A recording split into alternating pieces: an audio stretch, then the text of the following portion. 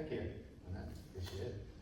Thanks for coming. I'm just going to give a 35-minute presentation on how I came to write this book, and I hope you find it interesting. This historical fiction is based on real people and actual love letters from World War II. It's a love story about a savvy, street-smart kid from Baltimore City, Monty Culpepper. And Monty grows up during the Great Depression and later serves in the United States Navy during World War II.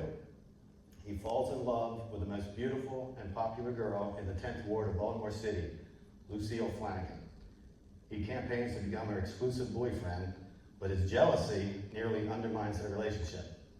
The choices Monty will make in his younger years will have consequences. Things don't always work out the way one hopes. I wrote this book in the first person, much like J.D. Salinger did with his main character, Holden Caulfield, in The Catcher in the Rye. My main character, Monty Culpepper, narrates the story in the first person. Also, if anyone has ever seen the 1946 film, The Best Years of Our Lives, it's based on a Time magazine feature called The Way Home.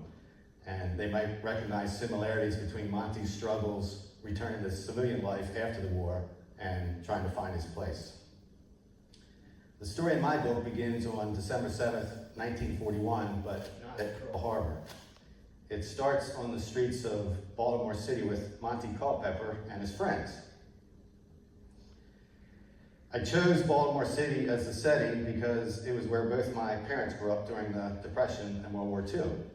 And this is a typical street lined with row houses and white marble steps during that period.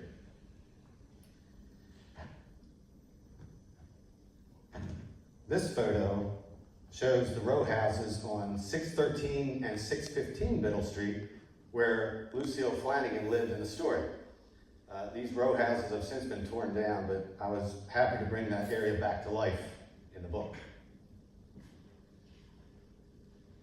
A large portion of the story takes place on these streets, filled with row houses of mostly traditional families of the era.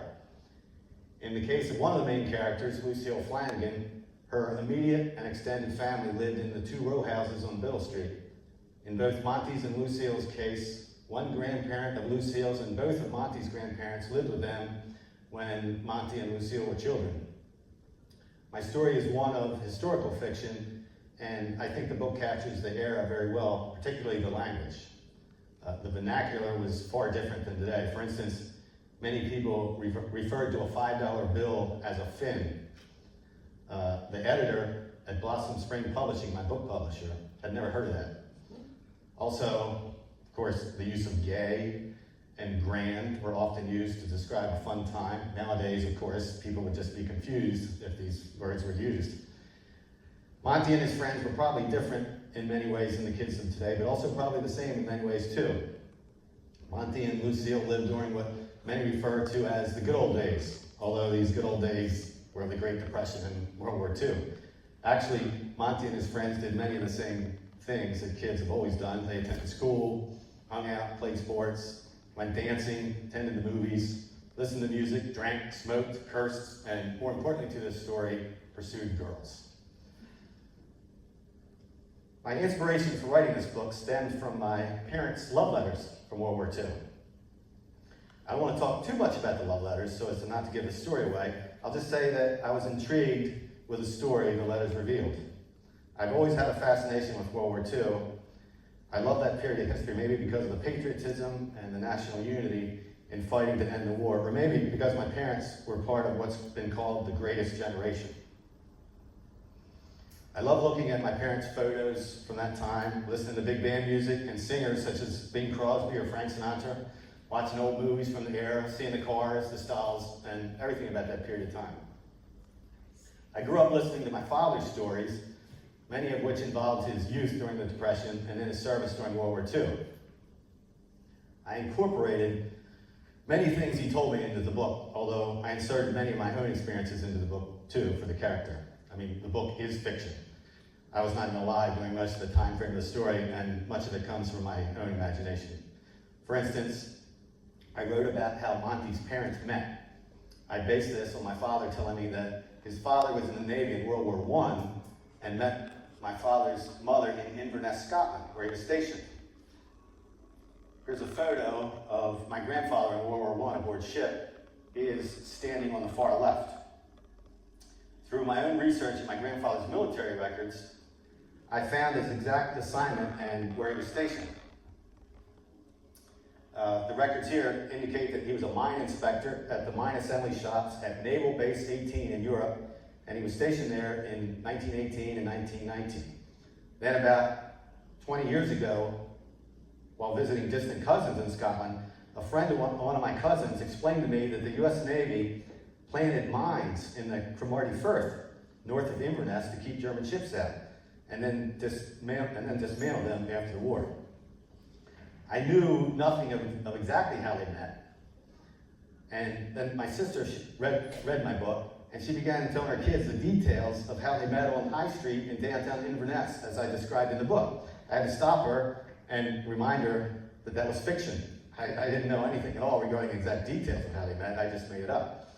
And then a cousin of mine read the book, and he recognized a real-life incident depicted in the book regarding a family story of his mother hitting my father in the head with a hammer when they were children. The story was even repeated at his mother's funeral by the minister. After reading the book and my depiction of the act as being deliberate, my cousin said his mother had always described the incident differently, claiming she had accidentally dropped the hammer on his head. Now, I won't say too much specifically about what's in the book, but I generally took one simple fact that I knew and then extrapolated and expanded it into much, much more to tell a story. I have some examples of the actual letters that I'd like to share. Here are a few of them. They contain sketches and poems.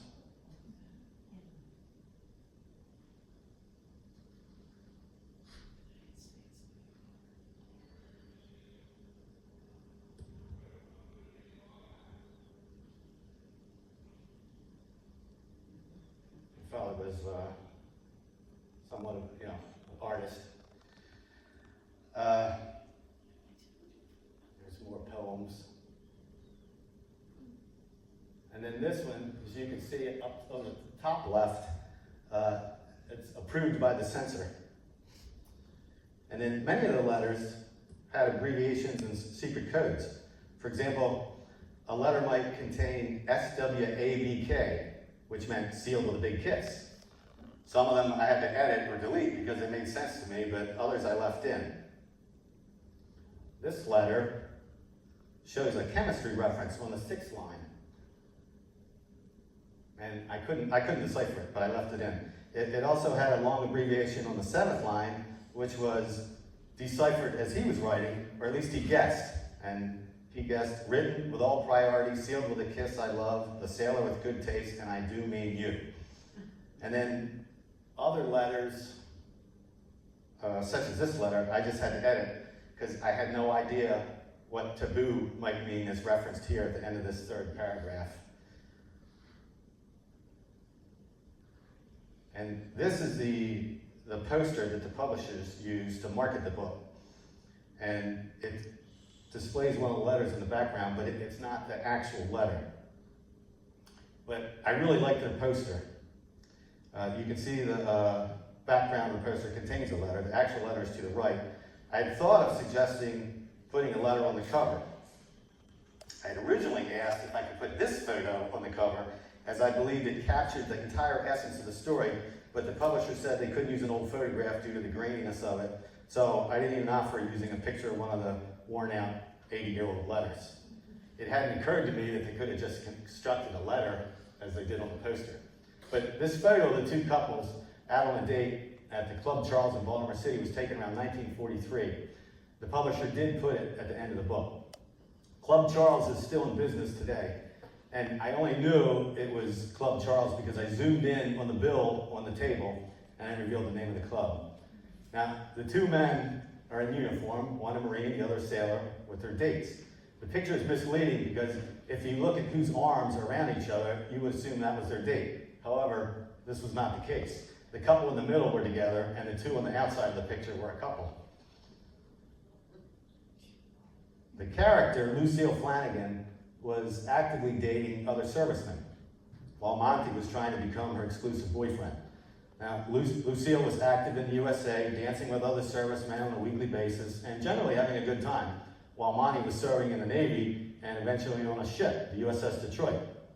Monty is jealous, frustrated, and unsure of his standing. He also struggles with maintaining a good relationship with his own family, and this is basically the crux of the story. Now, the history of the USS Detroit, the one in which Monty was assigned, I found quite fascinating, because I knew about the ship through my father and then confirmed his information from the internet before I wrote the book. Before my father was assigned to the ship, the USS Detroit was moored at her home port in Pearl Harbor on December 7, 1941, between the USS Raleigh and the USS Utah. And during the attack, the Raleigh and the Utah bore the brunt of the attack, heavily damaging both ships that the Japanese confused for destroyers. The Detroit was the only ship in Pearl Harbor able to get underway, and its anti-aircraft guns shot down several Japanese planes. The ship was strafed by the Japanese planes, and miraculously, only one crewman aboard the Detroit was injured. Then in April 1943 and August 1943, it took part in the bombardment of Kiska and Attu, both part of the Aleutian Islands near Alaska, where the Japanese had previously invaded in January 1943, unopposed, and they occupied it since that time. U.S. troops invaded the island of Kiska in the Aleutians after the bombardment, only to find that the Japanese army had snuck away. And until 1944, the Detroit served in Alaskan waters and provided protection of the Aleutian bases.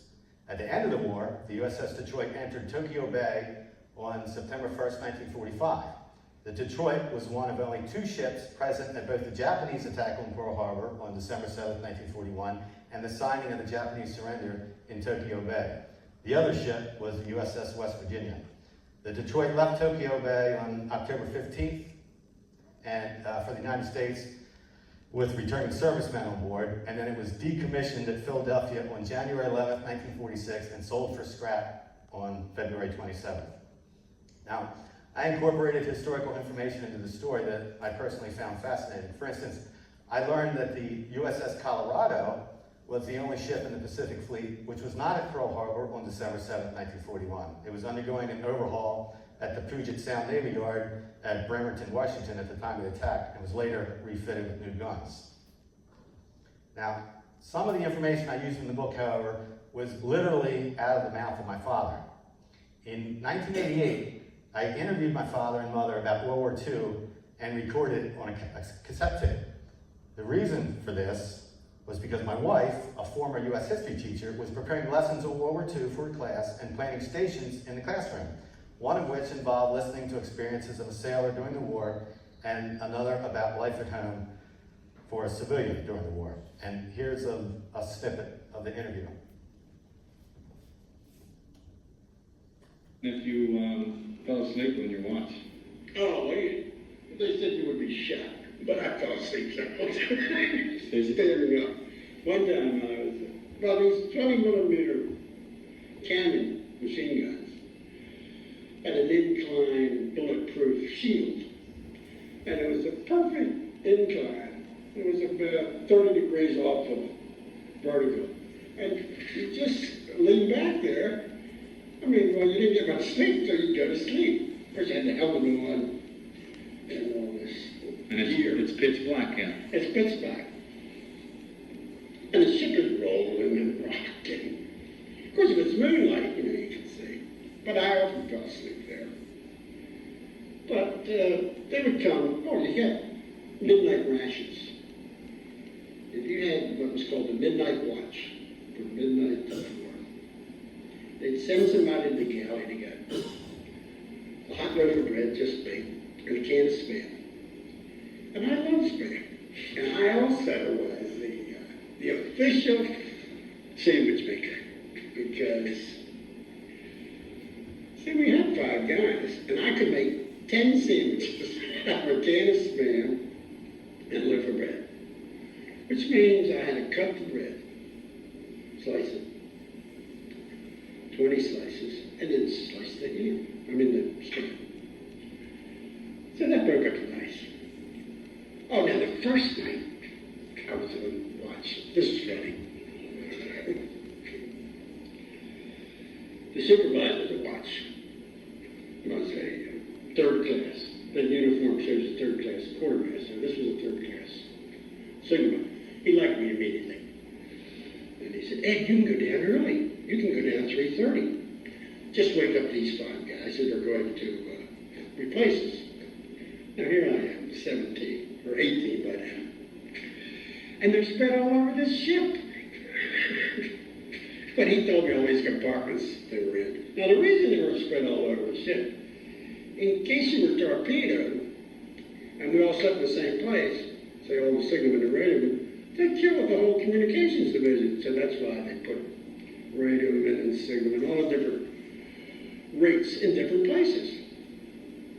Well, I thought, this is great. I'm getting off a half hour early.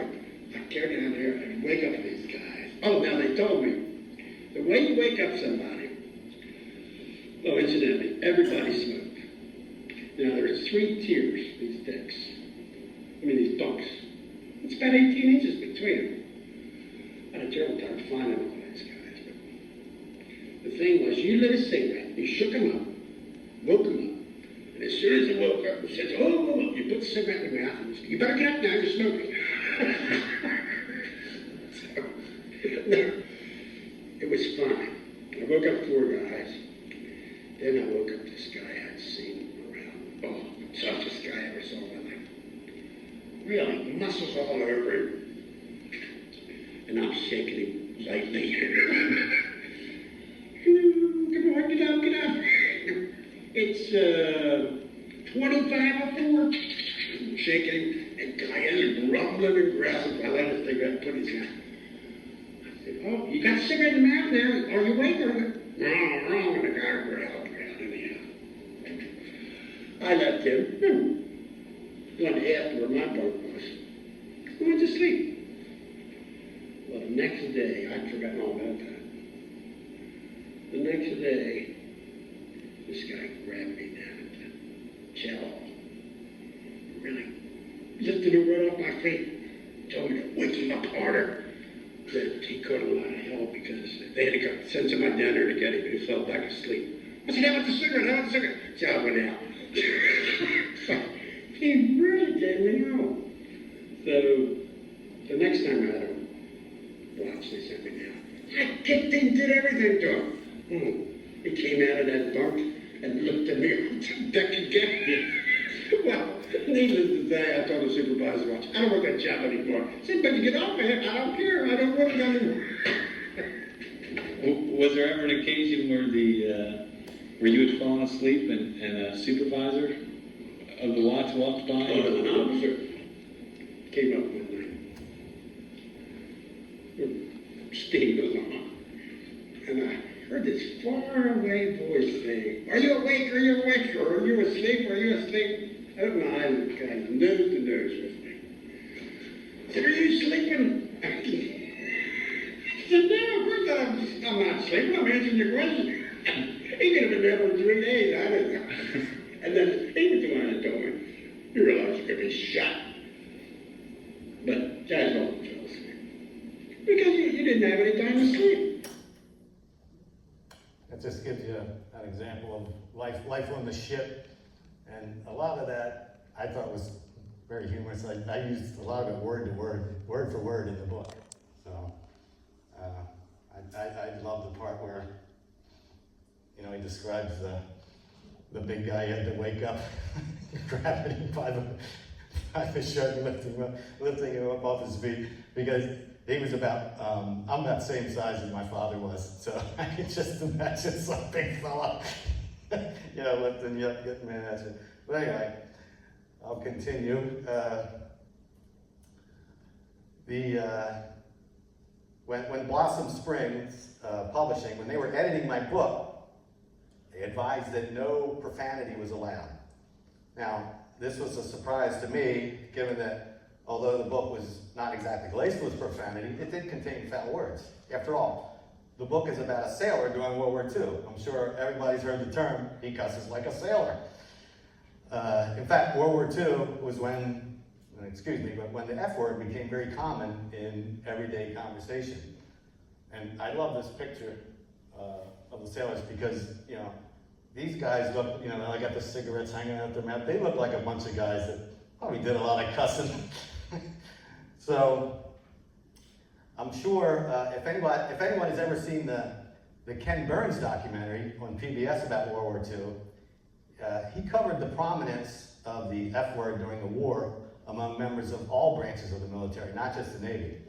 And it was actually humorous during the documentary, particularly when they described how soldiers would return from the war, and for instance, they'd be at the dinner table with their mothers or their wives and families, and they'd say, "Pass the effing butter," because they'd become so accustomed to cursing.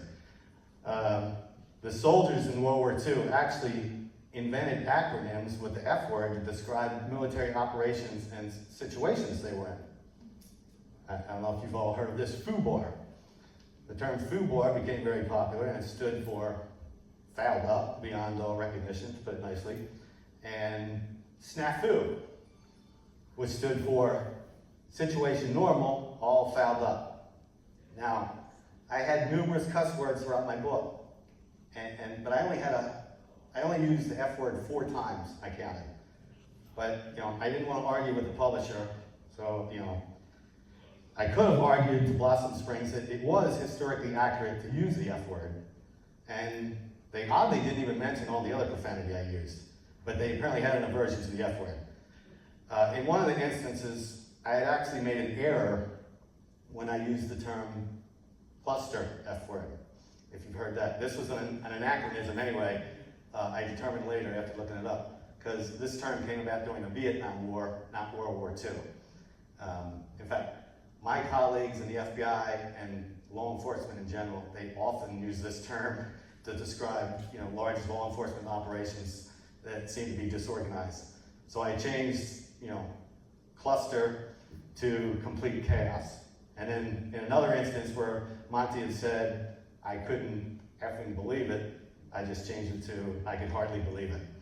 But I did have one paragraph where Monty was describing one of Lucille's boyfriends in a disparaging way using profanity.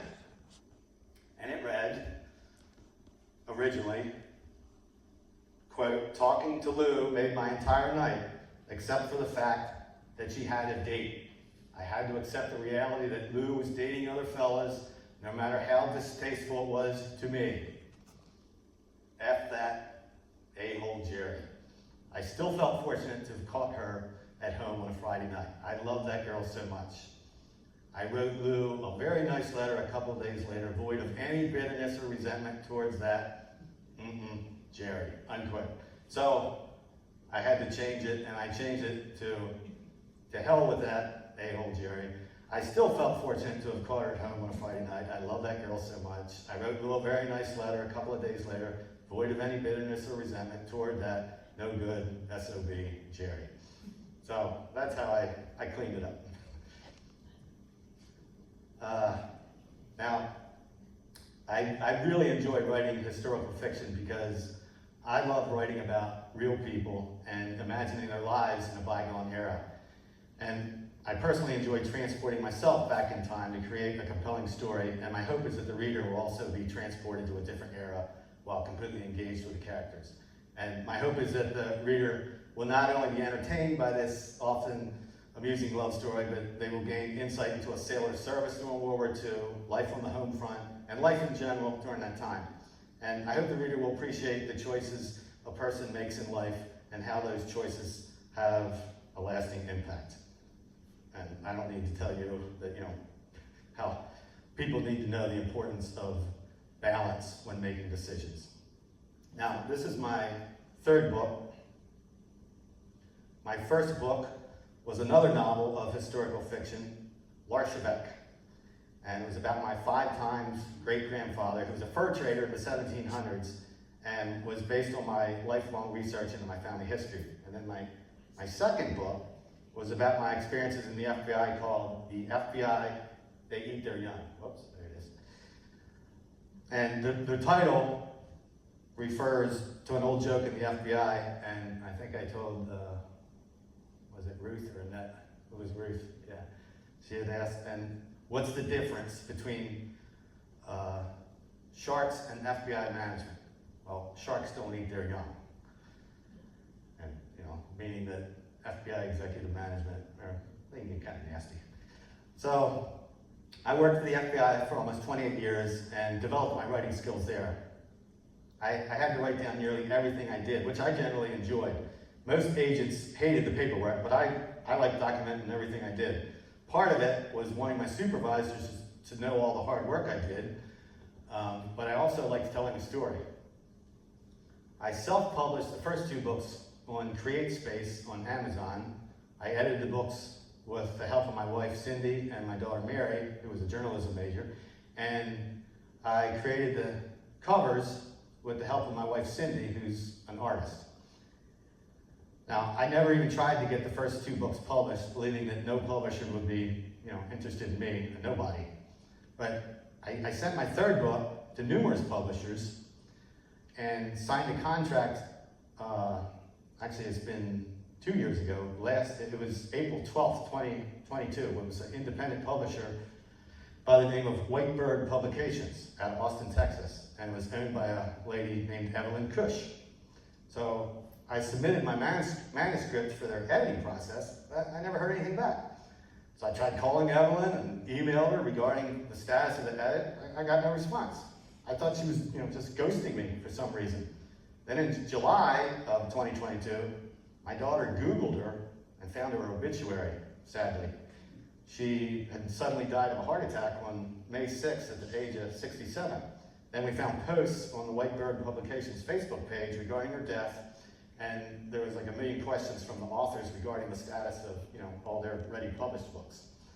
And so it turned out the daughter inherited Whitebird, but she didn't wish to continue the firm, and the company was dissolved. And then, of course, this made my contract null and void, so I had to start all over in searching for another publisher. And I was lucky enough to be picked up by Blossom Spring Publishing in October of 2022. And then the book actually came out in February of 2023. And if the book's successful, I can publish again with Blossom Spring. But they said if they accept further books from me, they said it had to be part of a series. So my next idea was to write a novel based on a true story about a Chinese spy that I recruited while in the FBI. And I plan to call it Never Spy for the FBI. I have a Facebook page, William Allen Larsh Books, which I encourage you to follow. And I have an interesting video of a summary of this book on YouTube, as well as a video concerning my FBI book. And the books can be purchased on Amazon.com in paperback or in Kindle. And I have a few copies left of the Never Volunteer to sell here too, if anybody wants a copy. And that's my little granddaughter, Lucy. She just turned 4 yesterday, so celebrating the publishing of the book there. So I thank you all for coming, and if you have any questions, I'll be glad to try to answer them.